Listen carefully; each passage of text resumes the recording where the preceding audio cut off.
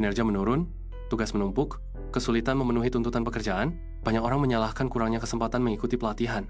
Apakah Anda juga? Tapi, bagaimana jika masalahnya bukan karena pelatihan yang kurang, melainkan karena tanpa disadari, Anda melewatkan kesempatan belajar berharga yang setiap hari ada di sekitar Anda, di tengah pekerjaan, dalam interaksi dengan rekan kerja, bahkan dari kegagalan yang Anda alami. Saya paham kondisi Anda. Anda sibuk, jadwal Anda padat, dan Anda terus dibombardir dengan saran seperti ikuti pelatihan ini, baca buku itu, atau ambil sertifikasi lagi. Itu tentu melelahkan, tapi izinkan saya bertanya, kapan terakhir kali Anda belajar sesuatu yang baru, tepat ketika Anda membutuhkannya saat itu juga? Misalnya, di tengah mengerjakan tugas, Anda terbentur pada suatu masalah, lalu Anda cari solusinya dan berhasil. Nah, Anda baru saja belajar sesuatu yang berharga. Pengetahuan yang didapat dengan cara ini terlalu kecil untuk diajarkan di pelatihan, tapi juga terlalu berharga untuk dilewatkan begitu saja. Pelatihan formal bukan satu-satunya tiket menuju pertumbuhan karier. Kebanyakan orang menunggu ditugaskan ikut pelatihan, menunggu anggaran pelatihan, menunggu waktu yang tepat, tapi kenyataannya, para pembelajar tercepat di organisasi manapun tidak menunggu. Mereka belajar langsung di tempat kerja.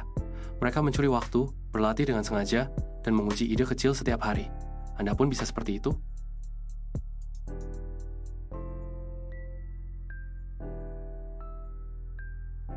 Apakah Anda merasa mandek dan tidak tahu harus mulai dari mana?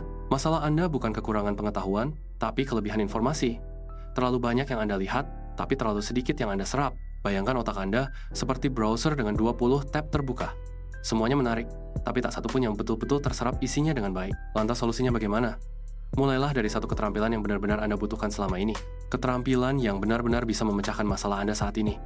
Jangan menimbun pengetahuan, tapi gunakan. Uji, gagal, ulangi, dan ulang lagi.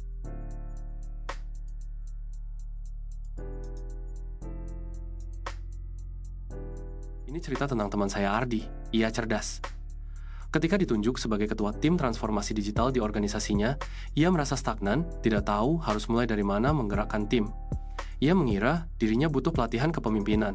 Padahal, yang sebenarnya ia butuhkan hanyalah berlatih membimbing seorang rekan junior. Dari membimbing itulah, ia bisa mulai memahami apa itu kepemimpinan dalam konteks yang nyata dan alami, yang penuh ketegangan, kontradiksi, umpan balik, tapi juga saling percaya.